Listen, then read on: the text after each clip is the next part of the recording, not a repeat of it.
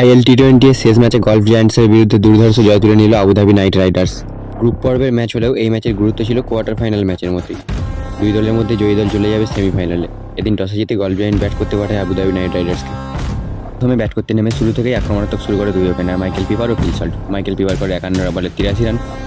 Phil Salt একটু slow start করলে শেষ পর্যন্ত 56 বলে 72 রান করে নট আউট থাকে।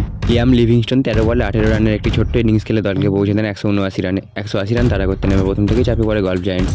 মাত্র 4 ওভার 2 বলেই 29 রানের মধ্যে 3 উইকেট হারিয়ে ফেলে বেশ চাপে পড়ে যায় তারা। মাঝে মঈন আলী একা হাতে চেষ্টা চালিয়ে যান। তিনি করেন 49 বলে 79 রান।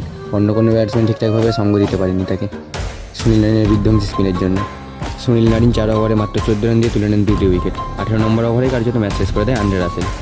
2 ওভার বল করে মাত্র 13 রান দিয়ে রাসেল তুলে নেয় 3টে উইকেট। শেষ পর্যন্ত 147 রানই তুলতে পারে গলফ জায়ান্টস। 32 রানের বড় জয় পায় আবুধাবি নাইট রাইডার্স। এই জয়ের সৌজন্যে 1 জানুয়ারি দুবাই ক্যাপিটালসের বিরুদ্ধে এলিমিনেটর রাউন্ডের ম্যাচে মাঠে নামবে আবুধাবি নাইট রাইডার্স। ক্রিকেট ও ফুটবল সম্বন্ধে এইরকম আরও আপডেটের জন্য আমাদের চ্যানেলটি সাবস্ক্রাইব করে পাশে থাকবেন। ধন্যবাদ।